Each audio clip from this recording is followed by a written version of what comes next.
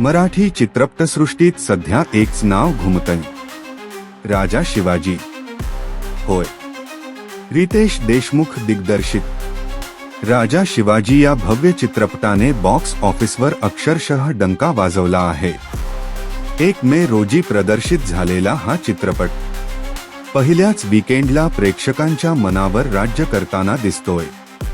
पहिल्या दिवशीच तब्बल 13.51 कोटींची ओपनिंग आणि फक्त 3 दिवसांत एकूण नेट कलेक्शन पोहोचलं 33.90 कोटींवर.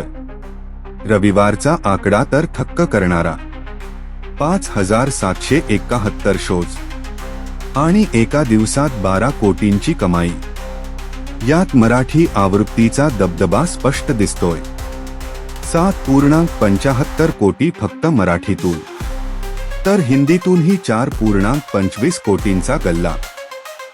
विशेष म्हणजे या चित्रपटाने सैराट आणि वेड सारख्या सुपरहिट चित्रपटांना मागे टाकत नवीन विक्रम प्रस्थापित केले आहे.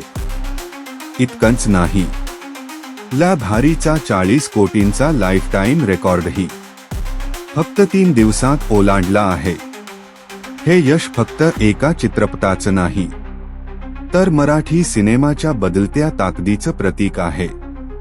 दर्जेदार कथा, भव्य सादरीकरण आणि स्टार पॉवर यामुळे मराठी चित्रपटसृष्टी आता नवीन उंची गाठते. तुम्ही हा चित्रपट पाहिला का? तुमचं मत काय आहे? कमेंट करून नक्की सांगा.